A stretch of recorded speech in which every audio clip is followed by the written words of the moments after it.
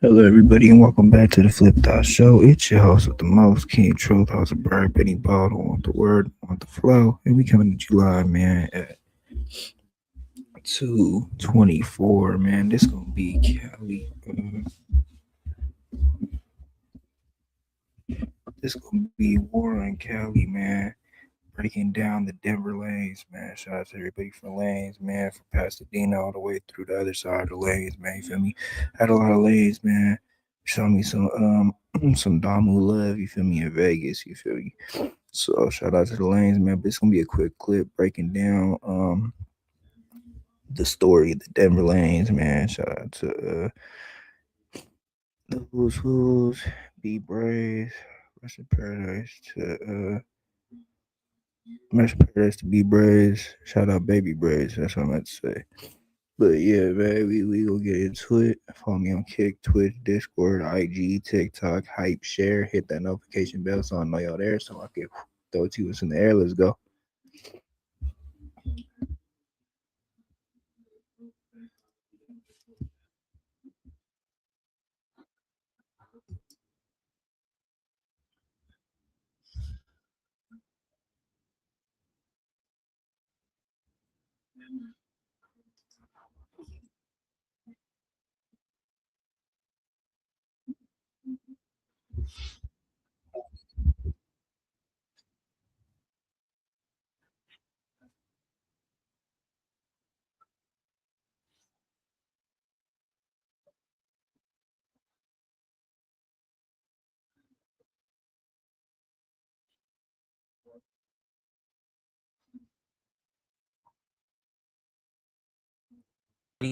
The typical wars the Denever lanes had with various crip gangs intensified and made their area and several.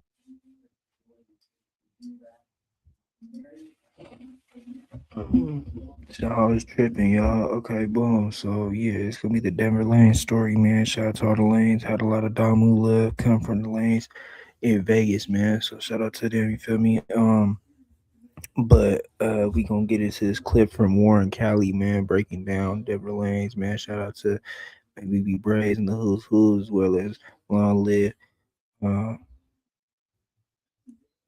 B Braves, man. So boom, we gonna get into this. Follow me on Kick, Twitch, Discord, IG, TikTok, hype, share, hit that notification bell so I know y'all there so I can throw you in the air. Let's go.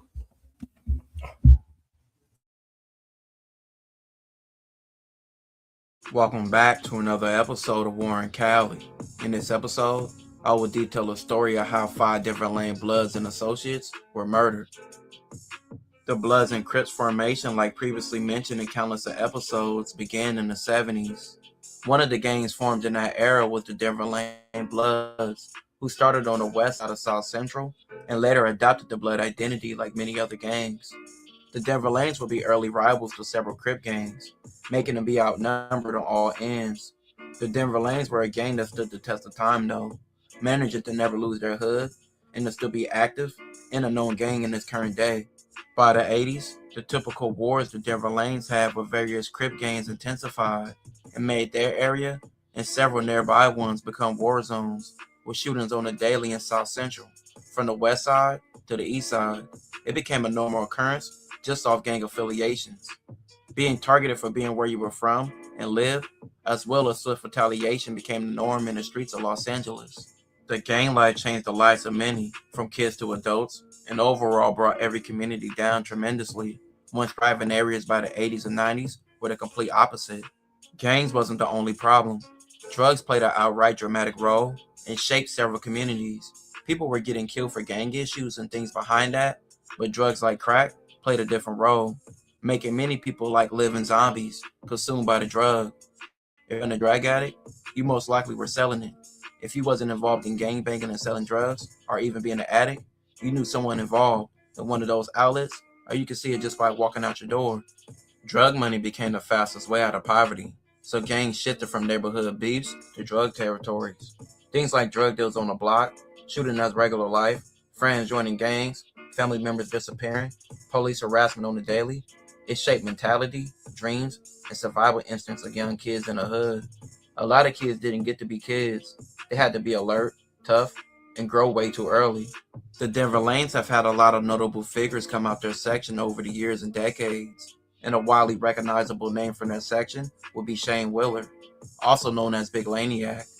Big Laniac was already an active member by the age of 12 or 13 in the early 80s. He began to make a name for himself at an early age, like most young members, being involved in gang fights, robberies, and whatever the street life brought. He hung with people like Denver Lane rapper G Land, who would detail him in a song For the Love of Money, along with people like Cricket, Peebo, and Dre Bang, among others. Like most young members, they were hanging out daily.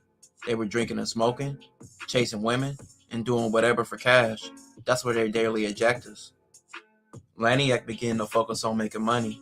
He started off small with selling weed, but with the takeover of crack in the streets, he wanted to capitalize, and that's exactly what he did. Even before he was grown, he was touching a lot of money for a teen. If he was selling crack in the 80s, it was normal to see teens with thousands of dollars, all in new gear, and jewelry and cars. Laniak was known to pack a gun, and for having nice whips and cash, being the young money getter out of section. He had a 6.6 shell on Dayton's, a status symbol for a young hustler in the streets of South Central. Laniak was known for flossing and being flashy, and his success led all the way to the 90s, where his pockets would rise, and so did his power and respect. But by 1992, that would come to an end. June 15th, 1992, that day, Laniak, a 17-year-old named Nicole, also known as Coco, a pregnant 19-year-old named Mo, who were both Denver Lane affiliates, and Jimmy, also known as Cricket, who was a Denver Lane blood. He had just got off work and came to relax and kick back with Laniak, Coco, and Mo. They were all hanging out drinking and smoking on a second floor apartment in the 3600 block of West 109th Street. Laniak had a meeting for a drug deal, which half a kilo was supposed to be exchanged for 9,000. But by 2:45 p.m. that day, shots began to ring out from that apartment. Police later identified the victims as 24-year-old Laniak, Coco, who was 17, Mo, who was 19, 24-year-old Cricket, and another man named Pedro. He was 22. An autopsy indicated each of the victims had been shot several times, execution style, with one or more handguns. Blood stains in the two-bedroom apartment, left open and unattended after police finished their examination, indicated that the victims had died in the living room, kitchen, and bedrooms. In the apartment, police seen no signs of struggle. An examination showed no bullet holes in the wall. Three neighbors who said they heard the gunshots reported hearing neither conversation nor shouting from the apartment before the attack. Although one witness said he saw a man staring out one of the apartment windows during the brief mist of the gunfire. A large amount of cocaine was found inside the apartment, where 5 people were shot to death. Detectives declined to specify how much cocaine was found inside the apartment. Most of the residents interviewed described the neighborhood as a high crime area with a lot of gang activity. Police downplayed such reports, and they can see that most of the neighbors seemed reluctant to talk about the crime. Within days, anonymous callers identified brothers Victor and Purvis as the killers, but they eluded arrest. 5 years later, in 1997, Purvis was arrested for another murder, but Purvis was arrested and released from custody after a witness recanted testimony. His song For the Love of Money, G. Lynn stated brothers did the killing, even though he didn't state a name. This case still has never been solved, leaving behind one of the bloodiest cases in LA history. In the business world, the longer you stay, the more possible money you can make. In the streets, the longer you stay, the closer you get to dying. And that was a sad case of Laniak and the 4 others who died that day. Money and greed of others led to them losing their lives. Most dealers who die do so at the hands of someone they knew, someone who pretended to be cool, and someone who they weren't expecting. Money changes people. Loyalty becomes temporary, and greed becomes stronger. This will conclude this episode. If you haven't already, check out my previous episodes. Don't forget to like, comment, and subscribe.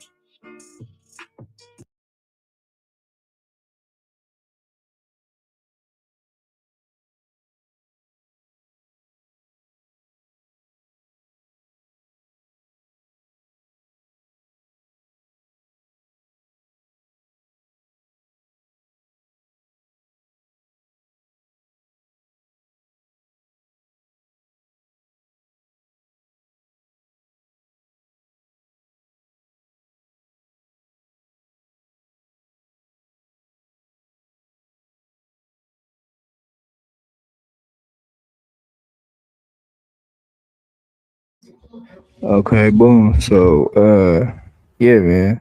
Shout out to the lanes, man. Like I said, they showed me Damu love, in Vegas. Feel me? But yeah, man, we gonna go to the next one. Shout out to Warren Kelly for the clip. Crazy story, real interesting. Rest in paradise to all the legends from the lanes. You feel me? Like I said, long live B Braze and shout out to Baby Brazy, man. We out. Follow me on K Twitch, Discord, IG, TikTok, hype, share, hit that notification bell. We gone.